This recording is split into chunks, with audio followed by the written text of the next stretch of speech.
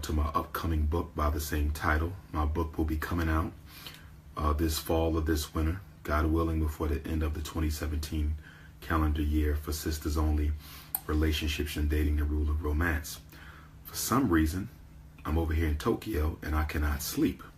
I don't know why I cannot sleep, but I'm full of energy, which is very ironic and unexpected because I love sleep. The Prince of Pan-Africanism loves to sleep. I don't know if my biological clock is still on East Coast Philly time. Myself and the good hostess, Sister Champagne, who did a good job taking me around today. We did a lot of walking. We did a lot of traveling on the Tokyo public transportation. So I should be tired. I can't explain this. Maybe this is the spirit of the ninja. Maybe this is the spirit of the samurai. Maybe this is the spirit of the African ancestors who came to Asia tens of thousands of years ago to build and civilize the country. I don't know where this energy is coming from. Maybe it's coming from Prince Siddhartha himself, Gautama Buddha, whom I consider to be the greatest psychologist of all time, who in fact was an African. So yes, I'm still up. It's 5 o'clock in the morning in Tokyo.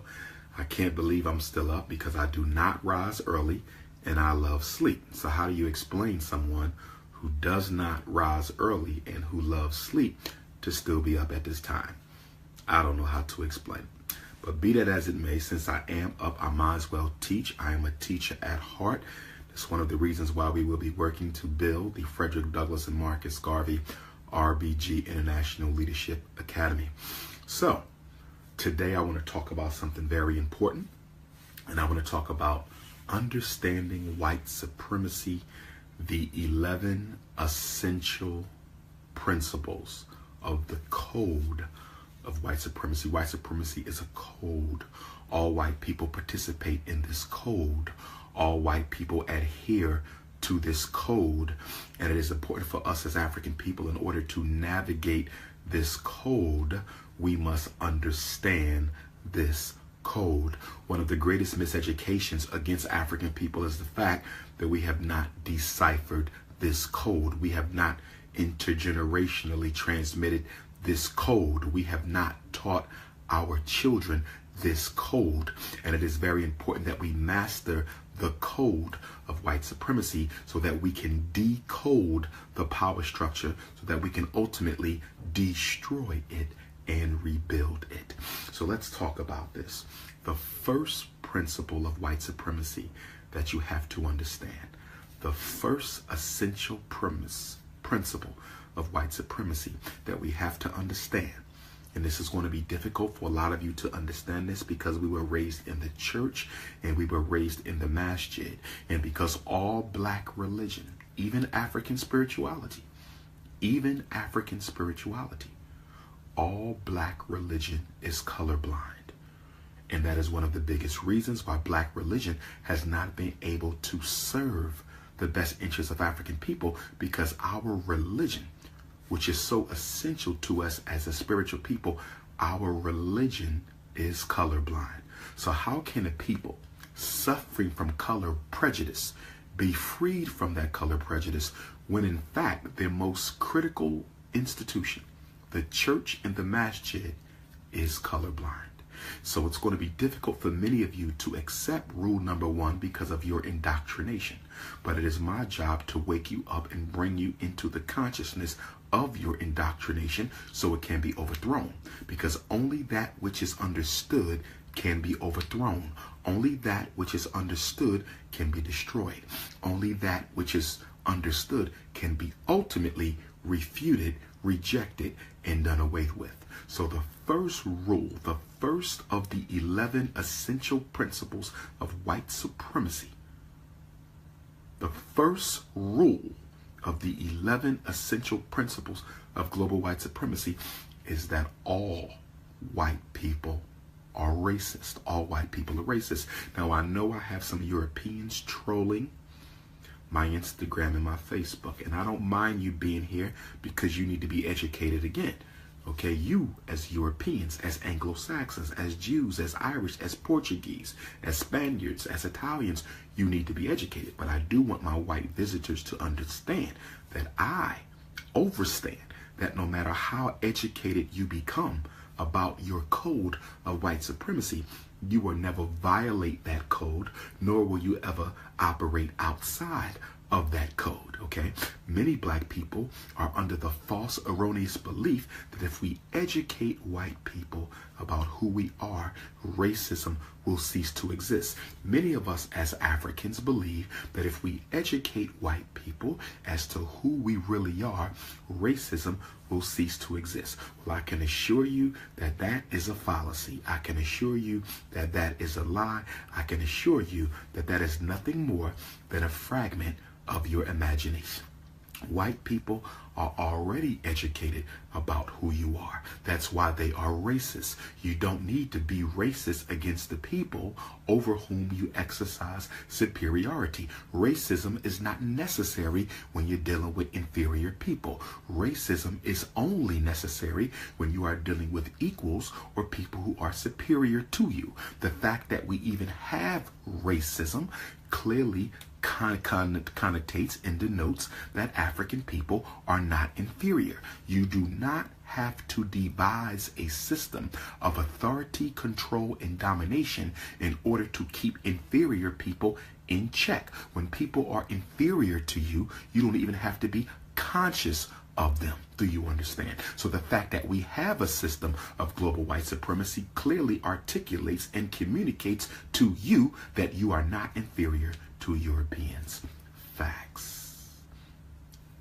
Facts. Facts. Rule number one, the essential rule, the first essential rule, and these are in no particular order, the first essential rule of white supremacy, the code of white supremacy, is that all white people are racist. I must say this again. All white people are racist. I must say this again. All white people are racist. That means your wife, that means your husband, that means your white sister-in-law, your white father-in-law, your white friends, your white neighbors, your white Muslims, your white Christians, your white capitalists, your white communists, your white Jehovah's Witnesses. All white people are racist. And you have to understand rule number one in order to understand the others, because they are all based upon this rule. All white people are racist. Now, for the benefit of my Africans who are watching this lesson, and to the benefit of the Europeans who are watching as well, allow me to clarify when I say all white people are racist. When I say that all white people are racist, that does not mean all white people hate black people. I repeat, when I say that all white people are racist, that does not necessarily follow that all white people hate black people. I don't agree with that. I do not think that all white people hate black people. I think that most white people hate black people, but I don't believe that all white people hate black people. Racism has nothing to do with emotion. Racism has nothing to do with emotion. Racism has nothing to do with anger. Racism has nothing to do with hate. Racism has nothing to do with any type of an emotion. Racism is non-emotional. Racism is thoroughly political. Racism is thoroughly economic. Racism is thoroughly intellectual. Racism does not deal in emotions. Racism deals in power. Racism deals in power. Racism deals in power. So when I say all white people are racist, I'm simply saying that all white people are committed unapologetically to the preservation, maintenance, and continuation of the domination that Europeans have over African life. I'm saying that all white people, whether they hate you or not, all white people, whether they hate you or not, are 100% unapologetically committed to the continuation of white rule on the planet Earth.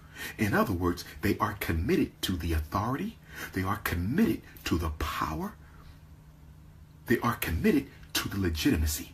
They are committed to the resource control. They are committed to the religious control. They are committed to the cultural control. They are committed to the institutional control. So when I say all white people are racist, I am not saying all white people hate black people. I'm saying all white people benefit from a white privilege that none of them want to give away. All white people benefit from a white privilege that none of them want to ever abandon. All white people benefit from a privilege. And you must understand that the privilege that Europeans benefit from, the privilege that Europeans benefit from only comes as a result of the oppression of African people. So you cannot want to protect white privilege and at the same time not want to continue to oppress Africans, because you can only exercise or realize a white privilege vis-a-vis the oppression of African people. White privilege and black oppression go hand in hand, because if there was no black oppression, there would be no white privilege. If there was no black oppression, there could be no white privilege. And unfortunately, we as African people often fail to understand white supremacy and the fact that all white people are racist, because we keep on evaluating white people through the lens of emotion. So what you have to do is you have to take off your emotional glasses. Come on, take off your emotional glasses. I need you to take off your emotional glasses. Take them off. Take them off.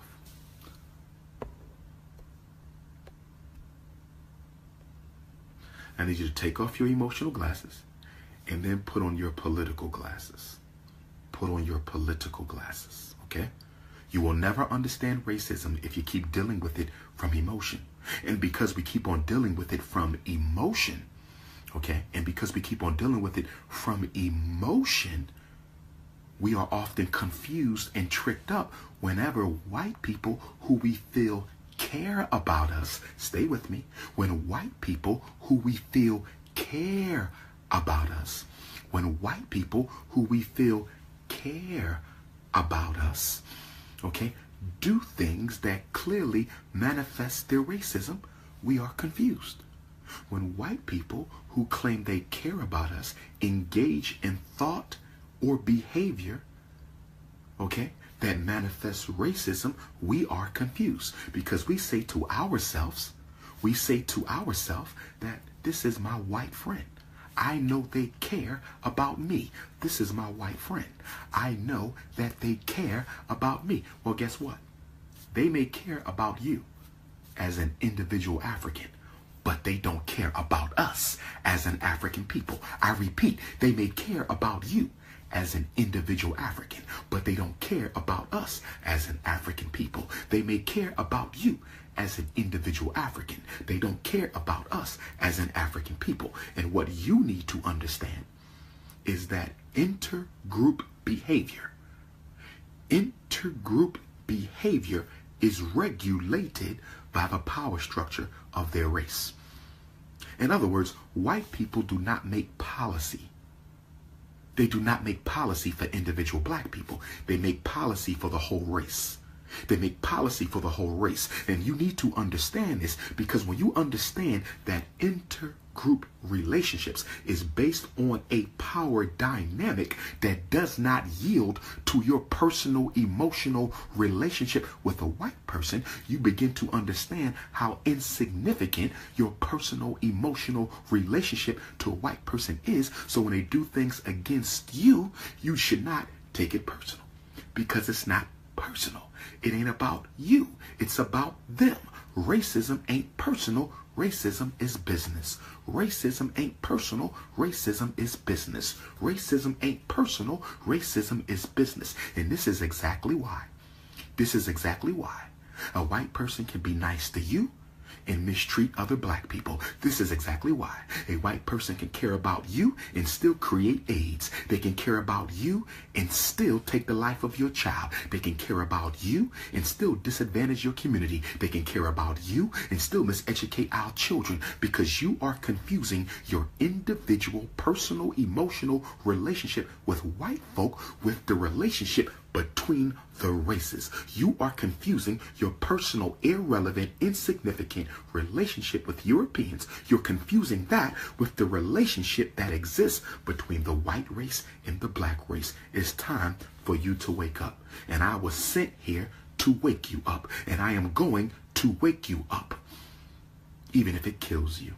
Because as I teach, in order for the African to live, the European inside of you must die. In order for you to give birth to your divine African self, we have to first suffocate the cracker living in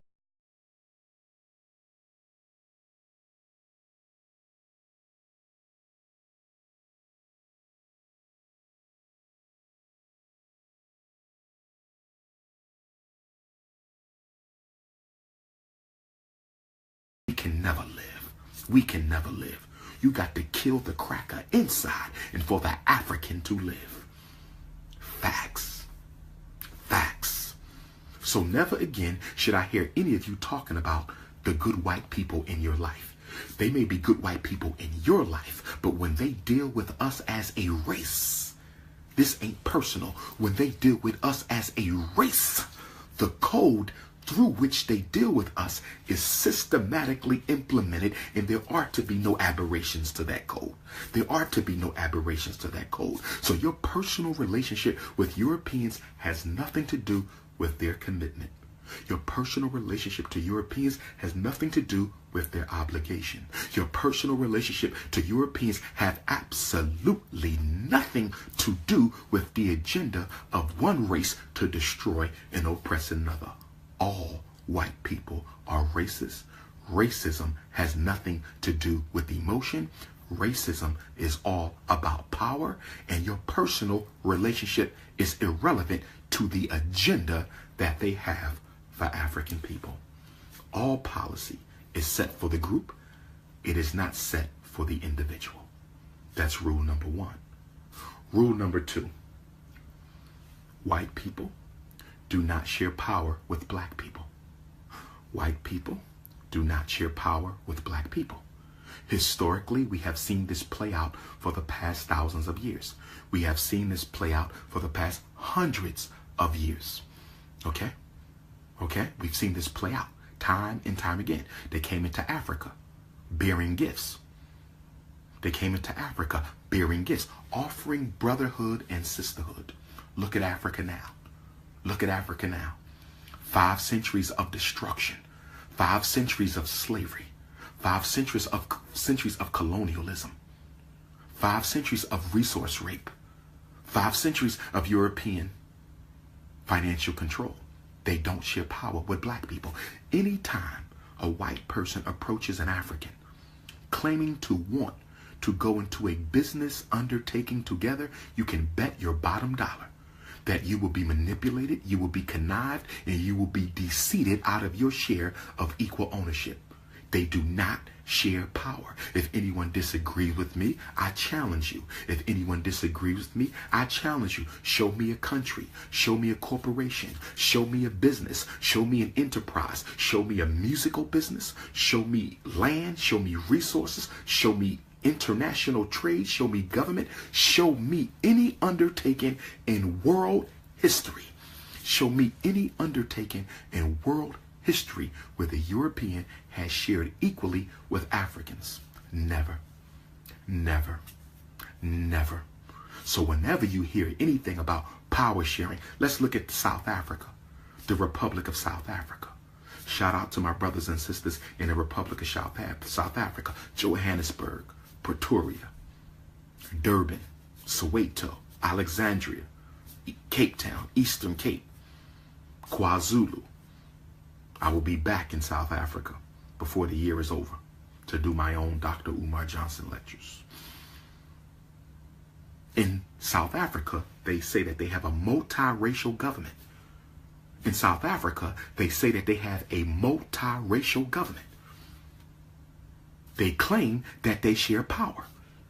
But the African National Congress The ruling government of South Africa doesn't own a single bank. The African National Congress, the ruling government of South Africa, doesn't own a single diamond mine. The African National Congress doesn't own a single gold mine. How in the hell can there be power sharing between black and white in South Africa when the whites own all the resources and the blacks have almost none?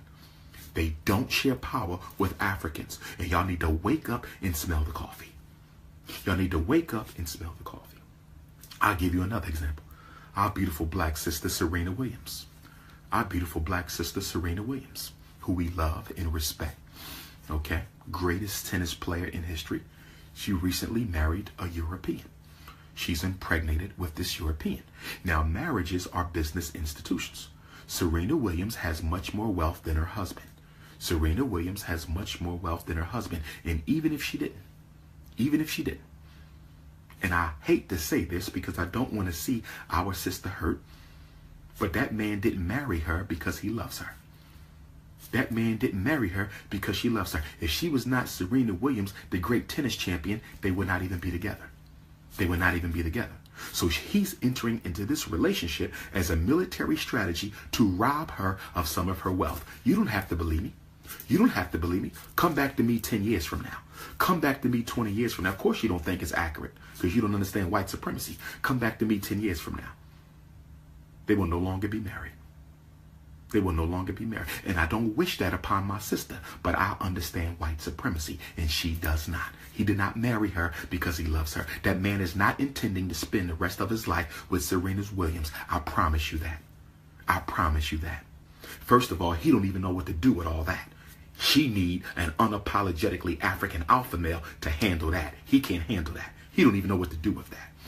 Okay? But I promise you, he will not be married to her for the rest of her life because he did not marry her for that. She is nothing more than a financial investment. She is nothing more than a financial investment. White supremacy is non-emotional. White supremacy is non-emotional. White supremacy is non-emotional. Number 3, white supremacy is ruthless. White supremacy is ruthless. Do you know what ruthless means? Do you know what ruthless means? To be totally ruthless? That means you are devoid of any moral code. And if you have a moral code, it does not in any way, shape, or form impede your ability to carry out your agenda, no matter how horrific it is. White supremacy is ruthless. It is ruthless, brothers and sisters. It is ruthless. White supremacy is ruthless. It is ruthless. If they have to create AIDS, they will do it. If they have to create Ebola, they will do it. If they have to poison your children, they will do it. If they have to mass incarcerate your men, they will do it. If they have to homosexualize the babies, they will do it. If they have to blow the levees in New Orleans during Hurricane Katrina, they will do it. If they have to tear down the Twin Towers in New York, they will do it. Whatever they have to do, they will do it. It is ruthless. White supremacy is ruthless. It has no moral code. And this is what's wrong with black folks, because you don't understand the ruthlessness of white supremacy. So when I tell you they invented AIDS, you say impossible. When I say they invented Ebola, you say impossible. When I say they put Obama in office to homosexualize black America, you say impossible, because you don't understand ruthlessness. You don't understand ruthlessness. You've been politically miseducated by the church. You've been politically miseducated by the masjid. You've been politically miseducated by public school. You've been politically miseducated by your community. And Dr. Umar Johnson was sent by the ancestors to wake you up, because time is running out. It's 11:59 on the clock. It's 11:59 on the clock of African survival. It is 11:59 p.m. on the clock of African survival. Time is running out. We got to get it together. It is ruthless. African people have a hard time understanding and embracing the ruthlessness of white supremacy, because we are not that way. It is hard for, this is one of our immaturities as a people. This is one of our immaturities as a people. We have a very difficult time stepping outside of our African worldview. We have a very difficult time stepping outside of our African worldview. We have a very difficult time stepping outside of our African worldview and evaluating other people from their worldview. You will never understand the European and his consciousness until you evaluate him from his worldview, not your own. African people don't create bombs. Europeans do. African people don't create diseases. Europeans do. African people do not disrupt nature. Europeans do. African people do not inflict genocide on each other. That is not historically African behavior. It is European, and you don't understand it because you're not looking at this from his worldview. He has an ice temperament. He has an ice temperament. The Arab has a sand temperament. You have a sun temperament. You have a sun temperament. The European has an ice temperament, and the Arab has a sand temperament. And because you don't understand their psychoclimatology, because you don't understand their psychoclimatology, because you don't understand their psychoclimatology, you fall prey to the evil machinations every time. Facts. Facts. It's time to wake up. We got work to do. We got work to do.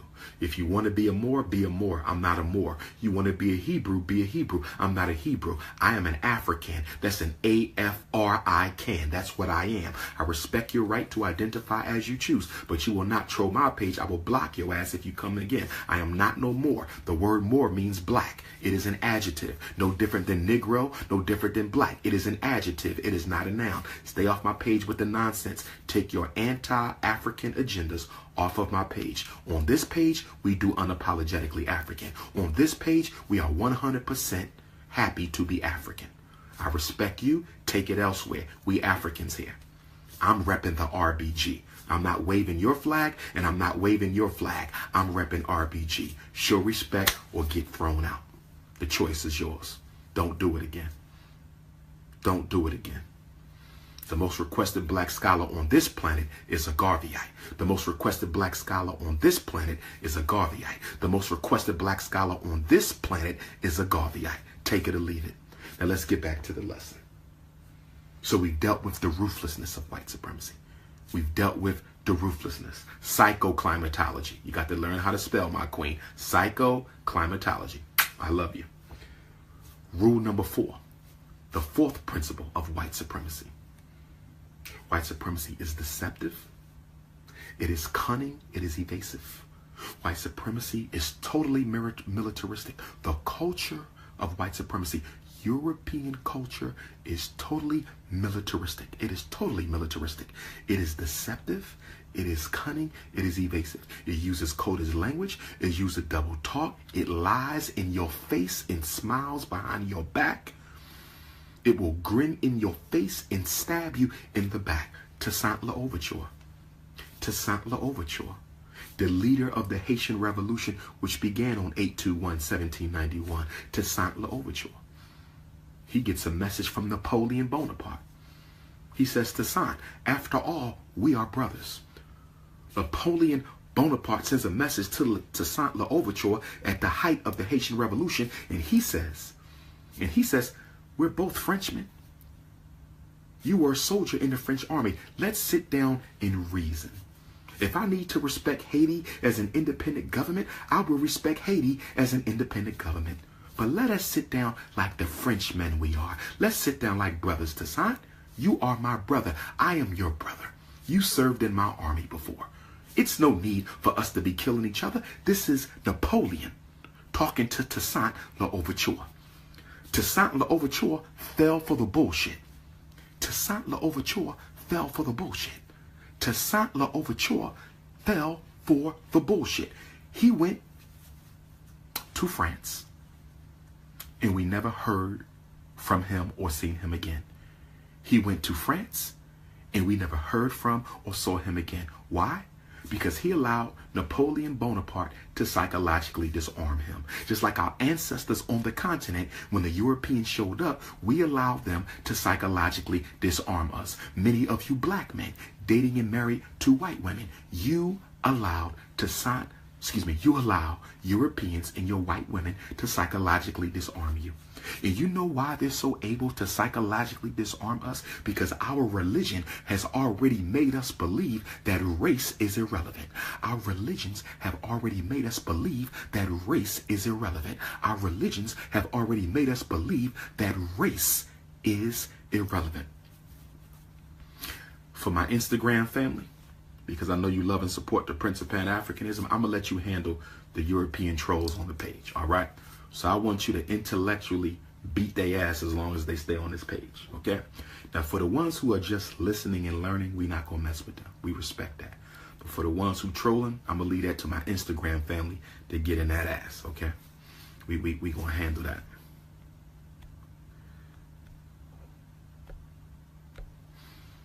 Okay? So, this is why they love contracts. If you notice, white culture doesn't value verbal contracts. Have you noticed that? African culture, we do a lot of verbal contracts. We can shake on it. It's a verbal contract. European culture, they don't do verbal contracts. They want it written down. They want it on paper. They want it on paper. Why do they want it on paper? They want it on paper because you can lie with words really well. You can deceive with words really well. When you look at the European language, every word has 2 and 3 meanings. Every word has 2 and 3. Why does every word have multiple meanings? Why don't every word have one meaning so people can understand how it's being used?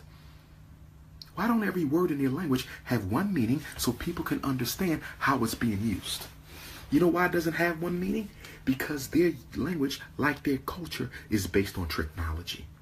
Their language, like their culture, is based on technology. So they need the words to have multiple meanings. So once you find out what this means, they'll say, I didn't mean that, I meant this. And once you find out what this means, they will say, I didn't mean this, I mean that. And then once you find out what that means, they'll say, I didn't mean this, I meant that. It is deceptive, it is cunning, it is evasive. You cannot trust it. You cannot trust it. No contract you sign will be good. No legal decree that you enter into will be good, because this is white supremacy, seldom understood by its number one victims, the African man and woman. This is white supremacy, seldom understood by its number one victim, the African man and the African woman. Technology is the philosophy of white supremacy. Technology is the philosophy of white supremacy. Number 5. The 5th principle of white supremacy is it is narcissistic. White supremacy is narcissistic. White supremacy is narcissistic. That means what? That means how they see things is the way it has to be. How they feel about things is the way it has to be. The way their news reports information is the way it has to be. The way they feel about God is the way it has to be. The way they feel about nature is the way it has to be. It is narcissistic in that its opinions is more important than anyone else's. That's right. Its agenda is more important than anyone else's. The whole world can say, this is how we want to operate. But the white supremacists will come in and say, we don't care how y'all want to operate. This is the way we want to operate. It is imperialistic. And an imperialist is a narcissist. White supremacy is imperialistic. And an imperialist is a narcissist. An imperialist is a narcissist. It is their way or the highway. It is their way or the highway. It is narcissistic.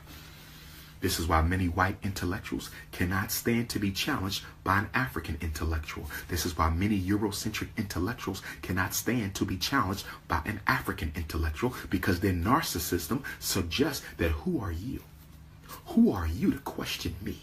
Who are you to question me? This is why when you go to their schools and to their universities, they never teach you how to evaluate or analyze the various philosophies and systems that their great men and women have created. They never teach you how to evaluate and analyze the systems that their great men and women have created, because they are narcissistic. So you're not supposed to challenge Christopher Columbus. You're not supposed to challenge Adolf Hitler. You're not supposed to challenge the Jewish bankers. You're not supposed to challenge the European giants of propaganda. You're not supposed to challenge their scientific formulas. You're not supposed to challenge their health remedies. You're not supposed to challenge their belief that Jesus was white. You're not supposed to challenge their belief that the Egyptians were white. You're not supposed to challenge anything, because they are narcissistic. What we say is necessarily the truth. And you know what the problem with that is, family? You know what the problem with that is, family? They had convinced you. They have convinced African people. White supremacy has convinced African people over these past 400 or 500 years that the way they see it is the way you shall see it. They have convinced you to believe that the way they see it is the way that you should see it. And that's our problem, because most of us have bought into the European worldview. We are at peace with white people dictating our lives. We are at peace with white people dictating our destiny. We are at peace with white people educating our children. No one else could be at peace with that. You walk into a black community, we don't control the politics. You walk into a black community, we don't control the religion. You walk into a black community, we don't control the businesses. You walk into a black community, we don't control who moves in and who moves out. So we don't control membership. We control nothing, and we are at peace with that because the white man has convinced you that his remote control is better than your direct control. The white man has convinced you that his remote control is better than your direct control. That's right. In his narcissism, he has convinced the whole world that his way is the best way. It's so ironic. It's so ironic. We have all these doctors, but people are still dying. We have all these psychologists, but people are still crazy. We have all these criminologists, but people are still going to jail. We have all these sociologists, but we still have all these social problems. Look at all these white experts that we have, all the books and all the scholarship and all the peer-reviewed articles, and he hasn't solved a single problem yet. He hasn't solved a single problem yet. He doesn't even have a cure for the common cold, but he spends billions of dollars on medical research, and he has convinced you. He has convinced you.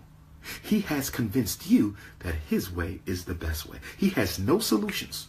His solution for everything is war and conquest. His solution for everything is war and conquest. His solution for everything is war and conquest. And he has accepted you, African people, God's original people, the chosen people, and the first people. He has convinced you that his way is the best way.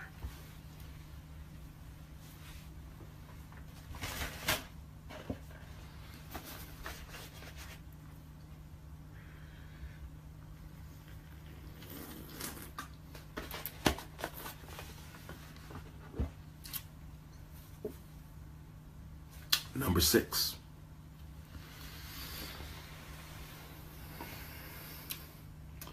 White supremacy is ahistorical. Principle number 6 of the 11 essential laws, rules, principles, the code. Number 6. White supremacy is ahistorical. What do I mean when I say white supremacy is ahistorical? Whenever you bring up a problem that white supremacy has created, whenever you bring up a problem that white supremacy has created, they never want you to go into the history of that problem. We don't, no. He tells you why you keep living in the past. That's what he tells you. Why you keep living in the past. Slavery is over. Jim Crow is over. We've had a black president. He never wants you to give a historical analysis. He never wants you to conceptualize and contextualize your issues in history. Why? 2 reasons. 2 major reasons. The first reason why he never wants you to give a historical analysis on a problem, the first reason why he never wants you to contextualize your issue in history, because if you contextualize your issue in history, he will not be able to evade responsibility for creating your problem. He will not be able to evade responsibility for evading your problem. He will not be able to evade responsibility for creating your problem. So he never wants you to go to the history. He hates when black people bring up slavery as the central catalyst, the central causative agent in all the problems that we face. He never wants you to bring up slavery. Why? Because if you put our problems within a historically accurate context with slavery as the beginning, how can he not say he's not responsible for that? He can't. So he don't want you to talk about it because he does not want to accept responsibility, because as we just got finished talking about, white supremacy is deceptive. He has to be viewed as the savior. He cannot be viewed as the villain. He hates to be viewed as the villain. Now, we all know he's the central villain in human history, but he does not want to be viewed as a villain. So he never wants you to provide a historical context for how he created your problems. He wants to blame you for their problems. Do you understand? Let me give an example. So, we look at the mass incarceration rate of black men. We look at the mass incarceration rate of black men in America. We look at the mass incarceration rate. The European white supremacy, the system, wants you to view black men as born criminals. Born criminals who have to be incarcerated and exterminated. That's his solution. They are born to commit crimes. They are born to, this is what these animals do. That's his whole formula. That's his whole formula. Now, when it comes to Dr. Umar Johnson with that nonsense, I'm going to give a historical context to mass incarceration, going back to what? The end of slavery. The end of slavery. During slavery, jails were filled with white men. During slavery, jails were filled with white men because they needed us to work. When slavery ended, the complexion of the prisoner began to change. When slavery ended, the complexion of the prisoner began to change. And prison in America went from being a male-dominated establishment to a black male-dominated establishment. It went from being a white male-dominated establishment to a black male-dominated establishment. And how did they perfect that? How did they transform the color of the prisoner? Number one, they created the vagrancy laws. The vagrancy laws said that any freedman who was caught without a job, any freedman who was caught outside after curfew, any freedman who was caught sleeping on the street, any freedman who was caught stealing to feed their family because the white man would give them no job, will automatically be incarcerated. So he created the vagrancy laws to entrap black men. And then he upgraded petty offenses to major felonies. That's what he did. And then in 1994, with the Bill Clinton crime bill, in 1994, with the Bill Clinton crime bill, in 1994, because you Negroes in love with the Democratic Party, because you don't understand all white people are racist, and you think that Democrat is different from the Republican. You think that Democrat is different from the Republican. You think Barack Obama is different from a Bill Clinton. And that's your problem, because you're still putting white people in categories because you don't understand the essential unity of white supremacy. You don't understand the essential unity of white supremacy. Oh yes. Oh yes. And then on top of that, after they murdered Dr. King, April 4th, 1968, after they murdered Dr. King, April 4th, 1968, they decided to neutralize the economic power base of the black community. They decided to neutralize the economic power base of the black community. In the 1970s, they came into the black community and they deindustrialized the neighborhood. They deindustrialized the neighborhood. They took out all the factories and all the industrial jobs. They took out all the factories and all the industrial jobs from Charlotte, North Carolina, from Detroit, Michigan, from Indianapolis, Indiana, from Chicago, Illinois, from Philadelphia, Pennsylvania, from Baltimore, Maryland. Oh yes, they deindustrialized the hood, and then they deindustrialized the high school. They took out the auto shop from high school. They took out the electrical shop from high school. They took out the plumbing program from high school. Oh yes, they took out the woodworking program from high school. They deindustrialized the high schools.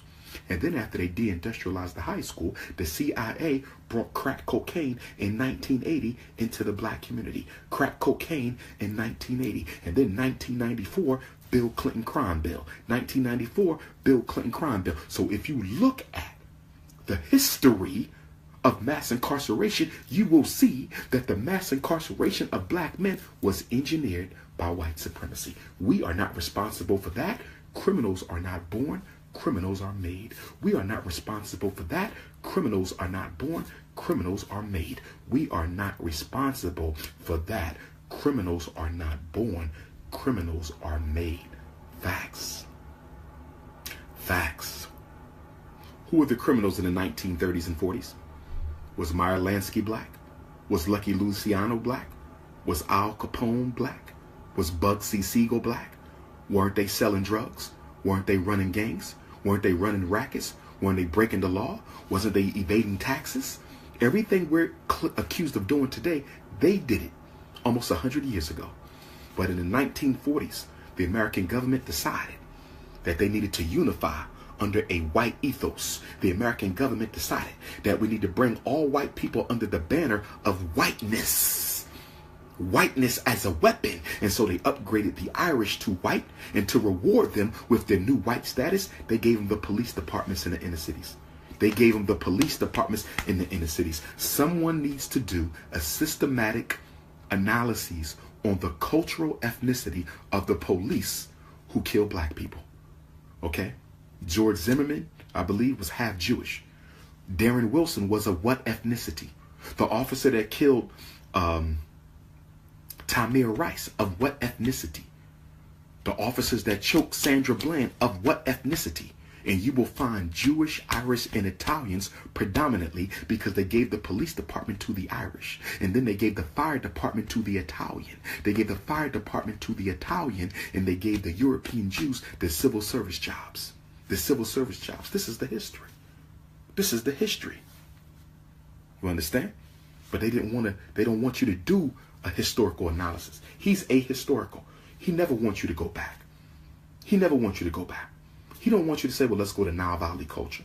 Since y'all so great, let's go to Nile Valley culture. Who taught your Greek and Roman philosophers? Where did they come from? Where did they come to learn? Where did Plato come? Where did Aristotle come? Where did Plato, Aristotle, Socrates, Epictetus, where did they come from? Your gods, where were they borrowed from? Why was Socrates murdered? Socrates was murdered for bringing Egyptian god science into Europe. Socrates was murdered for bringing African god science into Europe. They don't want to do no history. You know why they don't want to do no history? Because they have none beyond 1000 BC. You know why they don't want to do no history? Because they have none beyond 1000 DC. You know why they don't want to do no history? Because they have none beyond 1000 BC. The first literate European is who? The first literate European was who? Homer. Homer. Who wrote the Iliad and the Odyssey? Homer. The first literate European. They had no literature before then. There was no intellectual societies in Europe before then. Their intellectual heritage goes back to 1000 BC. If I'm wrong, prove it. Their intellectual heritage goes back to 1000 BC. That's it.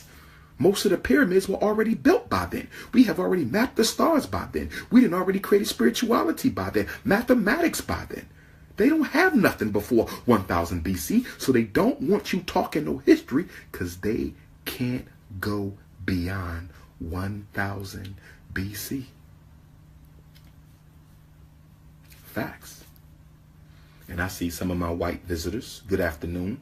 Some of you are having a white supremacy attack. Let's talk about the white supremacy attack. A white supremacy attack is an ego attack that Europeans experience when they find themselves in a system where they cannot intellectually or physically dominate African people. Whenever Europeans find themselves in a reality where they cannot intellectually or physically dominate African people, they have what I call a white supremacy attack.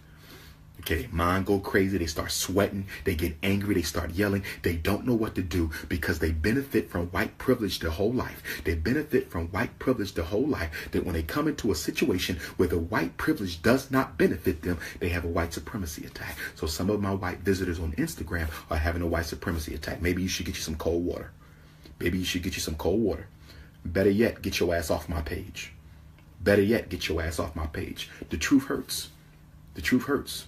But you only hearing it one time. We hear your lies every day. You only hearing my truth right now. But we hear your lies every day. You only dealing with our truth right now and you can't take it. We've been dealing with yours for 500 years. Get your ass up out of here.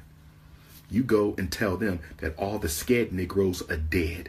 You go and you tell your masters that all the scared Negroes died 50 years ago. Everybody's unapologetic now. Everybody's unapologetic now. All Africans are unapologetic now. We ain't taking that shit no more. Black power. Black African power. You go run tell that. You go run tell that. You go run tell that. Go get you some cold water. Go get you a Bud Light or some shit, a Miller Light, High Life, whatever the shit y'all drink. Get up out of here. Facts. Facts. Next. Number 7. And see, this is why I like to point out that I use my real name. I'm not hiding behind some fake Egyptian name like most of these Hotep Negroes. They don't use it. You don't know what their name is. They could be pedophiles for all you know. You don't know. Criminals. You don't know what the hell they done. They reinvent their life with a fake African name. I'm Umar Johnson everywhere. I'm Umar Johnson on Instagram. I'm Umar Johnson on Facebook. I'm Umar Johnson on Twitter. I'm Umar Johnson when I'm evaluating your kids. I'm Umar Johnson when I'm at the prison. That's right.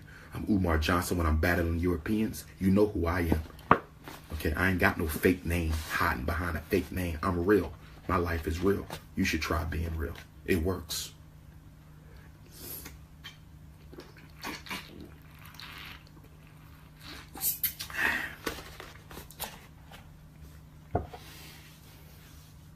Number 7. Number 7. White supremacy is pseudo-scientific. This one is important. This one important. White supremacy is pseudo-scientific. What does that mean? What does that mean when I say white supremacy is pseudo-scientific? When I say white supremacy is pseudo-scientific, what I'm saying, family, is they love to tell you that what they believe has been proven through scientific research. Stay with me. This is important. When you study the rise of racism, you will find that it was the scientists who created it. Apartheid in America was created by the white psychologists. Apartheid in South Africa created by the white psychologists. Adolf Hitler's master race philosophy came from Joseph Goebbels, a white psychologist. They're scientists. They use their scientists to create lies and then conduct pseudo research. Conduct pseudo research to try to justify. Okay? They conduct pseudo research to try to justify the lies that they teach. If you remember, in slavery, during the Ma'afa, they said they had evidence that proved African people were half monkey. They had evidence that proved that we were half devil. They had evidence that proved that our brains were deformed. This is what they taught. And nobody questioned it because they said, we have the research. We have the research. 50 years ago, they said African children are intellectually inferior to white children. You say, how do you know this? We've done the research. Anytime you tell, Ebola came from a monkey, AIDS came from a monkey. How do you know AIDS came from a monkey, Mr. White Man? Because our scientists have done the research.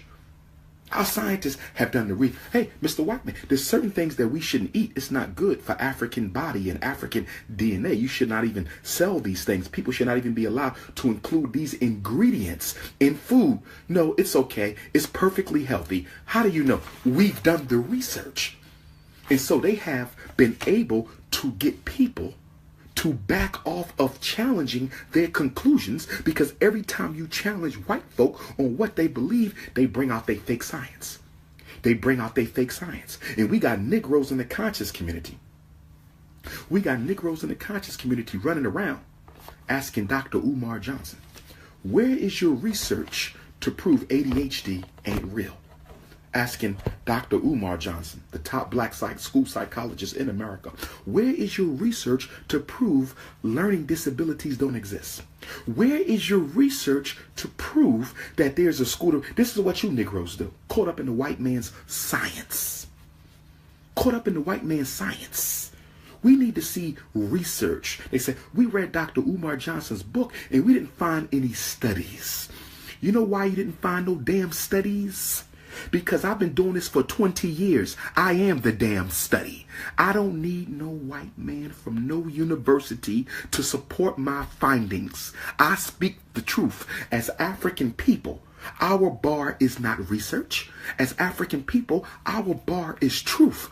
We stand on truth. We don't stand on no research. Just because you put it in a book and say you conducted some controlled trials don't make it the truth. That don't make it the truth. They've been pushing pseudoscience on African people since the beginning of time, and you got the audacity, to question my information.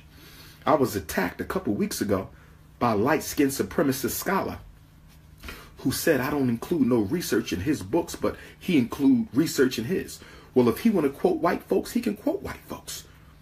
I'm unapologetically African. I believe in self-determination. I will never quote them. I don't have a need to quote them unless it's absolutely necessary. I've been doing this for 20 years. I know what I know. I've standardized tests. I've conducted evaluations, thousands of them. Why? With my expertise, with my history, with my background, with my experience. Why do I need to go see what they saying at Syracuse University? Why do I got to go and get information from a white man to prove what my own African intelligence has revealed to me over the course of 20 years doing this work? Get your ass out my face. Get your ass out my face. So how do we know what you're saying is true, Dr. Umar Johnson? I tell you what you do. You conduct a survey. You go across America and you said, are there any parents here who has taken the advice of Dr. Umar Johnson? Are there any African parents who have taken the advice of Dr. Umar Johnson for your child? Can you please tell us the outcome of following his advice? I got a 100% record house Negro. 100%. When parents do what I tell them to do, we win. Period. Point blank in the story. That's your research. White supremacy is pseudoscientific. And a lot of you Negroes, you go to college like I did and get a doctorate degree like I did, and you start worshiping the white man's scholarship. That's what's wrong with half of y'all. Y'all worship the white man's science. Well, he said this, and he said this, and they found this. That ain't nothing but lies.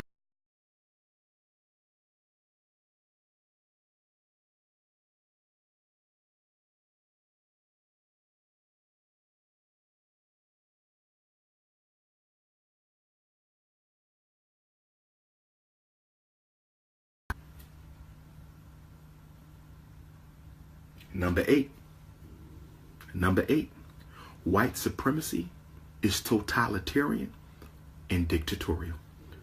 White supremacy is totalitarian and dictatorial. White supremacy is totalitarian and dictatorial. What does that mean, black man and woman? That means that there is no one or no thing that is outside of its control. It preys on everything. It is totalitarian. In other words, you're not allowed to exempt yourself from it. This is why brothers and sisters who say, we want the United States government to give black people a couple of states so we can build our own country. We want the United States government to give us a couple of states so we can build our own country. Well, we have a problem, family, because white supremacy is totalitarian and dictatorial. So if white supremacy is totalitarian and dictatorial, even if they give you a couple of states, you still ain't free because they are totalitarian and dictatorial. There's nowhere you gonna go where you're not gonna have to deal with his wrath. So then some of you come to us, the Pan-Africanist, the revolutionary Pan-African nationalist. Y'all come to us, the Garveyites. Y'all come to us, the African fundamentalists, and you say, y'all believe in repatriation. Well, the white man is in control of Africa too. So how are we going to be free running over there? And to that we say, hold on, I got a Ku Klux Klan member on my page. Let me block this Ku Klux Klan member. Nobody's scared of y'all no more. Fuck out of here. Okay? So anyway, what was I about to say before the Klan man distracted me? Oh, y'all say y'all going to Africa. What y'all going to Africa for if the white man run Africa? And to that we would say we're not going to Africa to escape the white man, because white supremacy is totalitarian. It's totalitarian. We're going to Africa because when we study geopolitical strategy, we conclude that in Africa, we have the best chance of waging and winning the war against white supremacy. Facts. Facts. We're going to Africa, not only because it's home, not only because it is the jackpot of all nations, everybody wants Africa, but because that is where we dominate as a race. That is the land of the blacks. If we go there and fight from there, we have the greatest opportunity for victory. That is why we go to Africa.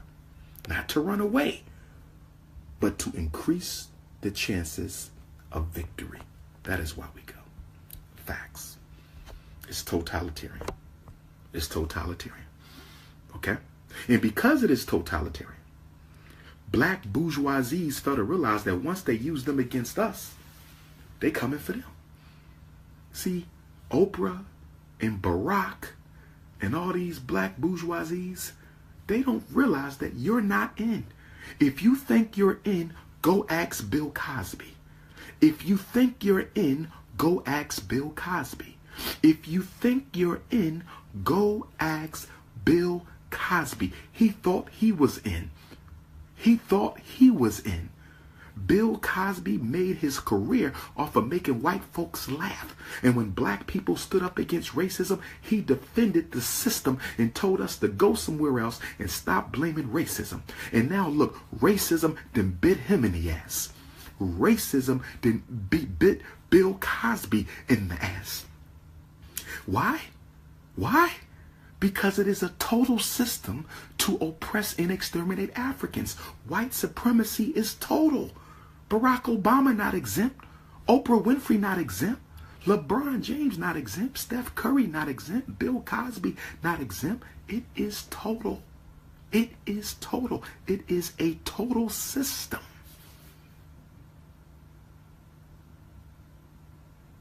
This is why we need the Frederick Douglass Marcus Garvey Academy. See, you will never win this war politically, economically, culturally, socially, intellectually, spiritually.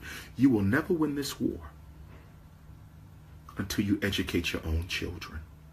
And do you want to know why? Why can I sit here and say, as a master educator, that you will never win this war until you educate your own children yourself? You know why I say this? Because one of the first goals of education is to make children of the victim loyal to children of the oppressor. One of the first rules of education is to make the children of the victim loyal to the children of the oppressor. So until you get your children's minds back, take all of this we see, all this madness amongst our youth, from Barack Obama's homosexuality all the way on down. All of this is the result of black people not taking the educational destiny of their children into their own hands. How are you going to keep sending your children to his schools? They're being taught sympathy for his agenda. That's why black people will fight you when you talk about white folks. They will fight you when you talk about racism, because they were conditioned to do that. All of you were conditioned. That's why when I talked about African spirituality earlier, when I said no religion is African unless it believes in ancestral veneration, y'all start saying paganism. Paganism, that's the devil. Because you were taught that. Anything that is not within the scope of the white man's Christianity or the Arab's Islam is paganism to you, because you are a Negro robot, a Negrobot. A Negro robot, a Negrobot. That's what your ass is. You on remote control. White man play you like he play Sega. He play you, this is you. He ain't even got to be in the hood. He got this. He played Negroes like this. Tell you what to do, how to do it.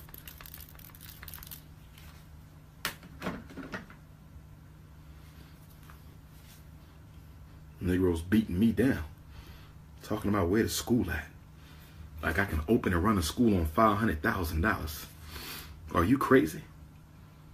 Cheapest school I seen is $1.2 million. We ain't even halfway there. You whining and complaining. Really just jealous because you want that money so you can go and spend it on new Benz or something. I know my mission. Go find yours. I know my mission. Go find yours, and I'm taking all those brothers and sisters with me who are serious and sincere. You know what I'm working on right now, brothers and sisters? Remember that repatriation I was talking about? That repatriation? I'm working on that. I'm working on that as we speak. Oh, yes. Oh, yes. Oh, yes. I'm working on that. Some of y'all going with me to Africa soon. We might got to push it back. I know I said 2018. Might got to push it back, but I'm working on something. I'm working on something right now. I'm working on something right now, and I'm going to take the serious people with me, not no nuts. Not no nuts and part-time haters. You see? And I'm not taking none of my frenemies, okay? Let me tell you what my frenemies are, then I'm going to get back on the lesson. Because we got 3 rules left. Frenemies are people who act like they are for you, but when you're not around, they're hanging out with your homies. I can't begin to tell you how many people who claim they were for me, and when, you know, I'm just scrolling through the Facebook feed, they laughing and partying with people who have done all they can to try to destroy me and my work. I'm telling you right now, I don't care who you is. Okay, you ain't no supporter of mine if you friends with people who have openly tried to destroy my work. I want to be clear about that. I didn't say you couldn't be friends with people who disagree. Disagreement is not hate. Disagreement, you can disagree with me all day. I don't care about that. I'm unapologetic. I don't care. If you friends with people who disagree with Dr. Umar, that's all right. Your husband may disagree. Your wife may disagree. That's all right. I'm not talking about disagreeing. I'm talking about aggressive hatred. Aggressive hatred is what I'm talking about. Ain't no way in hell you with me and you rolling with aggressive haters. I don't get down like that. I'm a Leo. I am a Leo. I'm a son of the sun.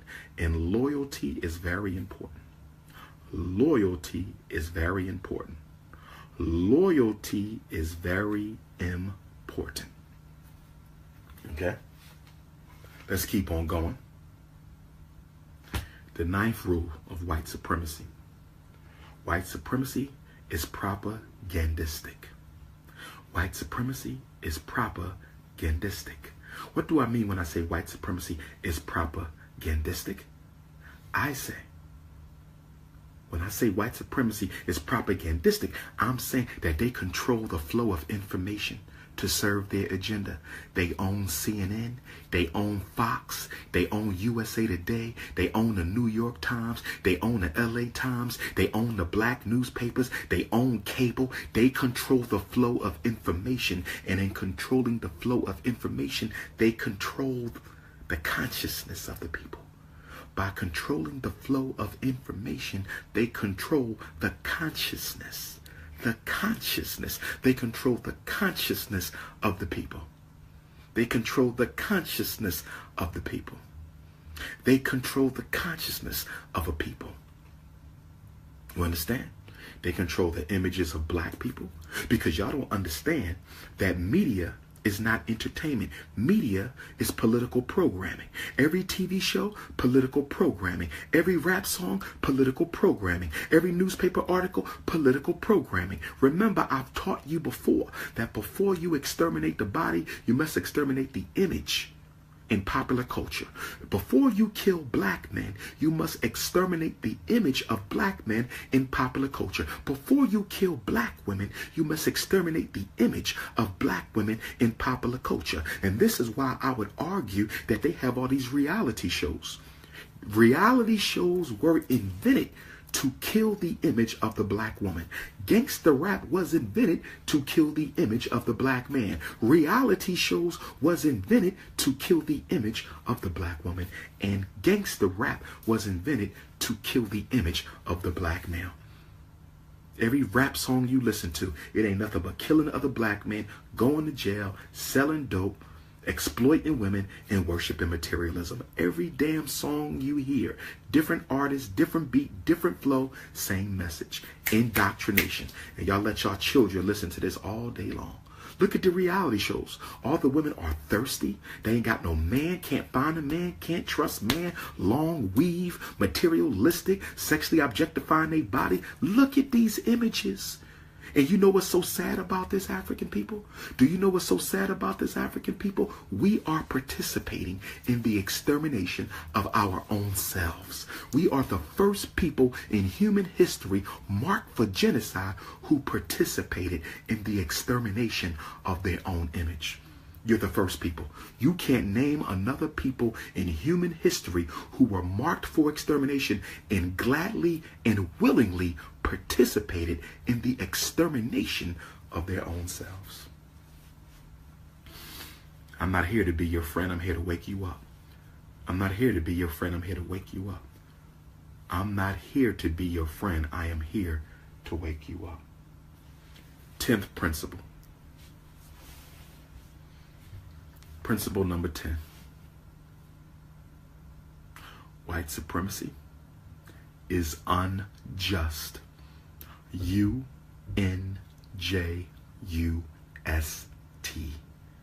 White supremacy is unjust. U-N-J-U-S-T. They are incapable of treating you fairly and equally. They are psychologically, spiritually, intellectually incapable of treating African people as people. They are unjust. That is their culture. That is their psycho-bio-climatology. That is the Iceman energy. That is the Iceman energy. They are unjust. They do not believe in justice.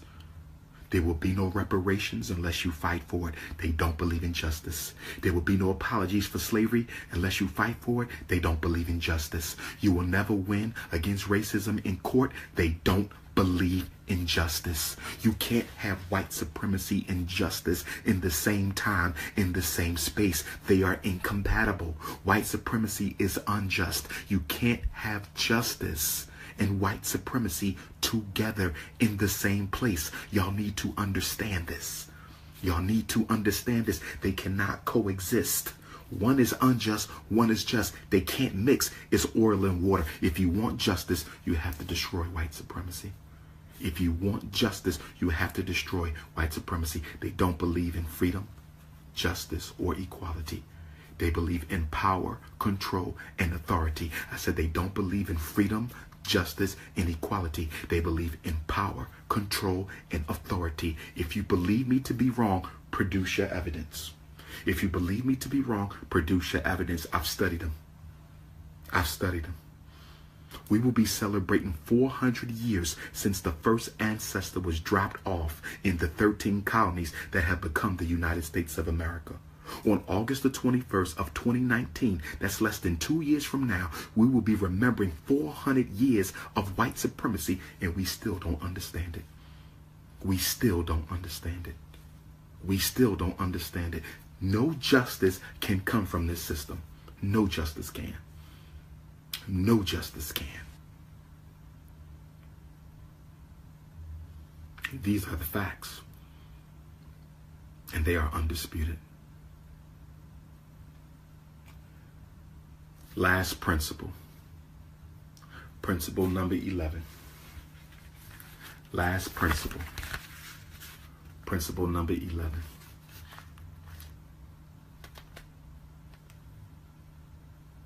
White supremacy, its systems, its institutions, its leaders, its men, its women, its religions, its schools, its churches, nothing in its system, nothing can be trusted. The minute you begin to trust a white supremacist, its church, its religion, your boss, its jobs, the courts, the cops, the minute you begin to trust, the minute you begin to trust white supremacy is the minute they begin to destroy you and everything you care about. Trust is the weapon.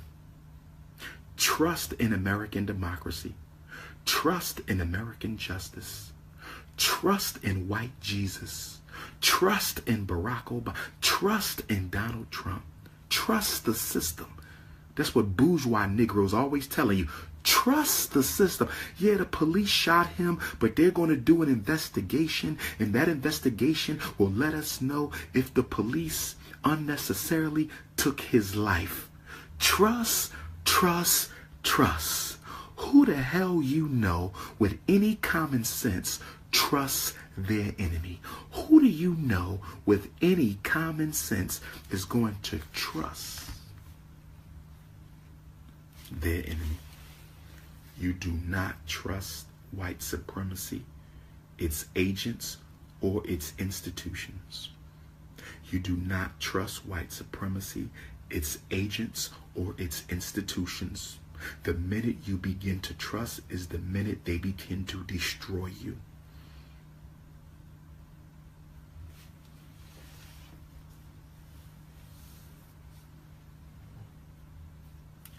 Facts.